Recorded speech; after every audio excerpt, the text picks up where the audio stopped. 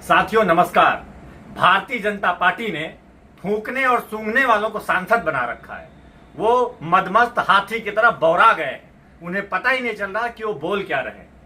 देश में किसानों ने 2 साल तक सड़कों पे आंदोलन किया और एमएसपी की मांग की। इस देश के प्रधानमंत्री ने माफी मांगी, ये बोला कि उनकी तपस्या में कमी रह गई। और उन किसानों के आंदोलन को क्या कह रहे?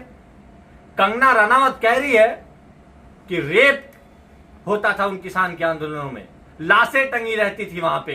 बांग्लादेश और चीन की तर्ज पर काम कर रहे हैं लोग। जो काम बांग्लादेश में हुआ वो करने की तैयारी कर रहे थे देश के किसान। भारतीय जनता पार्टी का किसानों के विरोधी चेहरा है। भारतीय जनता पार्टी किसानों का विरोध करती है, पूंजीपतियों के हाथ में गुलाम है। लेकिन इस तरीके की घटिया मानसिकता के साथ रहोगे? क्या देश के किसान रेप करते थे ऐसा कहोगे? क्या देश के किसान लाशें टंगे रहते थे ये कहोगे आप?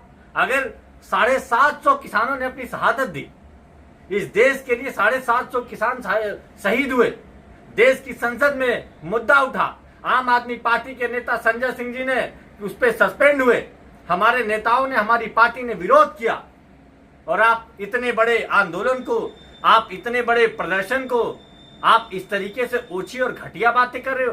भारतीय जनता पार्टी को कंगना रनावत से इस्तीफा मांगना चाहिए। ऐसे घटिया लोगों को संसद से बाहर का रास्ता निकालना चाहिए और बोलना चाहिए कि फूंकने और सूंघने वालों को देश की संसद में जगह मत दीजिए। ऐसे लोगों को देश की संसद में जगह दीजिए जो इस देश के मान सम्मान को समझते हों, जो किसानों के, नौजवानों के मान सम्मान को समझते हों। ये लोग इस देश की आत्मा को, इस देश के किसानों की असली शक्ति को नहीं समझते हैं। आने वाले चुनाव में जैसे इस बार 244 से 40 पे भारतीय जनता पार्टी ने सबक सीखा था, अब आने वाले चुनाव में 40 पे भी सबक सीखेगी और देश का किसान ही इनको सबक सिखाएगा।